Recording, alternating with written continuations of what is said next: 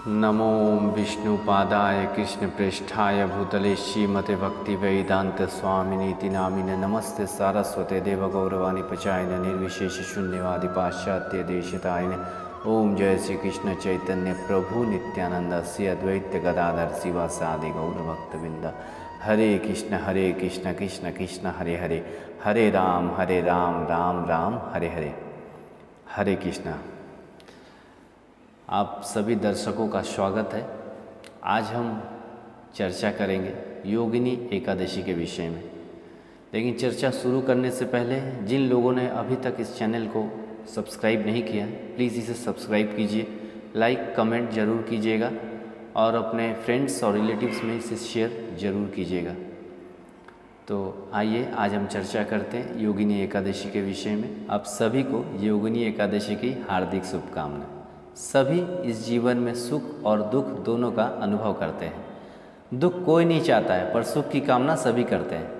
परंतु आप जानते भी हैं कि सच्चा सुख क्या है और जीवन के वास्तविक दुख है कौन से। जीवन की सबसे बड़ी समस्याएं हैं जन्म, मृत्यु, जड़ा और व्याधि, क्योंकि इनसे कोई भी बच नहीं सकता और ये हर किसी को आने वाली है। जन्म बड़ा कष्टकारी है। अगर हम भूल गए हैं तो इसका मतलब ये नहीं कि हम जन्म कष्टकारी नहीं है। वृद्ध अवस्था अच्छी नहीं है, व्याधि बीमारी अच्छी नहीं है और दुख अच्छे नहीं। तो भगवान कहते हैं दुख दोषानुदर्शनम, क्योंकि इसका दर्शन करो और उसका समाधान करो। इनका समाधान क्या होगा? फिर भगवान कहते हैं मयि चानेन योगेन भक्ति लभ्यन विचारेन। मेरी भक्ति, अनन्य भक्ति और भगवान की उसी अत्यंत दुर्लभ भक्ति को पाने का एक अत्यंत सुंदर और अति सरल उपाय है एकादशी, क्योंकि जो कि हर महीने में 2 बार आती है। एक बार की बात है कि धर्मराज युधिष्ठिर कहने लगे, हे भगवान, आषाढ़ कृष्ण एकादशी का संबोधन क्या है? इस पर भगवान श्री कृष्ण कहने लगे, हे राजन, आषाढ़ कृष्ण एकादशी का नाम योगिनी एकादशी है। इस व्रत के पालन से व्यक्ति गंभीर पाप से और भव सागर से मुक्ति प्राप्त कर लेता है। ये श्लोक में भोग और परलोक में मुक्ति देने वाली है और तीनों लोकों में प्रसिद्ध है। हे नृपश्रेष्ठ, अपने पुराणों में वर्णन है ये सुंदर कथा, इसे ध्यान से सुनिए।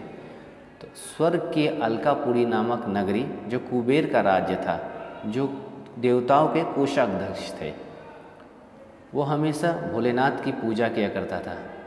भेन नाम का यक्ष उनका माली था, जो माली मानसरोवर से सुंदर फूल लाकर उन्हें दिया करता था। और उसी हेम की एक विशालक्षी एक सुंदर स्त्री थी, जो ये माली अपने पत्नी के प्रति बहुत आसक्त था। एक दिन वो मानसरोवर पुष्प तो ले आया, पर पत्नी से प्रेम होने के कारण वो स्त्री से हास्य विनोद और उसके साथ रमन करने लगा। इधर राजा उसके दोपहर तक राह देखता रहा। राजा कुबेर ने एक सैनिक को भेजा कि तुम लोग जाकर देखो कि माली के ना आने का कारण क्या है, तो अभी तक पुष्प लेकर क्यों नहीं आया। सेवकों ने कहा, महाराज, वो पापी अति कामी है, अपनी स्त्री के साथ हास्य विनोद कर रहा है और रमन कर रहा होगा। ये सुनकर कुबेर क्रोधित होकर उसे बुलाया और फिर माली राजा के भय से कांपता हुआ उनके समीप पहुंचा। राजा कुबेर ने क्रोध में आकर उसे कहा, नीच कामी, तूने मेरे परम पूज्य श्री शिवजी का अनादर किया है, इसलिए मैं तुझे श्राप देता हूँ कि तू स्त्री का वियोग सहेगा और मृत्यु लोक में जाकर कोढ़ी होगा। कुबेर के श्राप से हेम माली का स्वर्ग से पतन हो गया और वो उसी क्षण धरती पर गिर गया। धरती पर आते ही उसके शरीर पर श्वेत कोढ़ हो गए और उसके स्त्री उसी समय अंतर्ध्यान हो गई। मृत्यु लोक में आकर माली ने महान दुख भोगे। वो दुख से बिना जल और अन्न के भटकता रहा। रात्रि को निद्रा भी नहीं आती थी, परंतु शिवजी के पूजा के प्रभाव से उनके पिछले जन्म की स्मृति का ज्ञान अवश्य रहा। उन्होंने घूमते घूमते मार्कंड ऋषि के आश्रम पहुंच गया, जिनकी आयु 7 कल्प थी और जिनका आश्रम ब्रह्मा के सभा के कारण लगता था। उन्हें देखकर हेम ने दूर से उन्हें अनेकों साष्टांग प्रणाम किए। यह देखकर दयावान और करुणावान मार्कंडेय ऋषि ने उनसे पूछा, तुमने ऐसा कौन सा पाप किया था जिसके प्रभाव से आज तुम्हारी ये हालत हो गई?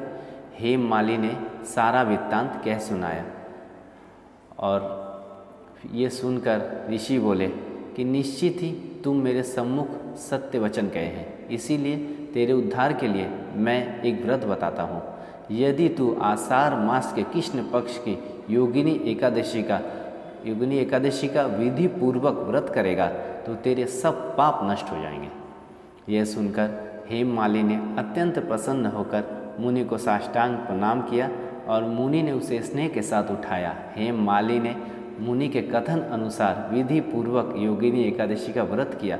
इस वक्त प्रभाव से वो कोढ़ मुक्त होकर फिर से अपने पुराने स्वरूप में आकर अपने स्त्री के साथ सुखपूर्वक रहने लगा। तब भगवान श्री कृष्ण ने कहा, हे राजन, ये योगिनी एकादशी का व्रत 88,000 ब्राह्मणों को भोजन कराने के बराबर फल देने वाला है। सभी पापों से मुक्त होकर व्यक्ति पुण्यवान बनता है। तो आइए हम भी इस योगिनी एकादशी का व्रत रखें, अपने पापों का क्षय करें और भगवान की मधुर प्रेम भक्ति के मार्ग पर अग्रसर हो। धन्यवाद। हरे कृष्णा।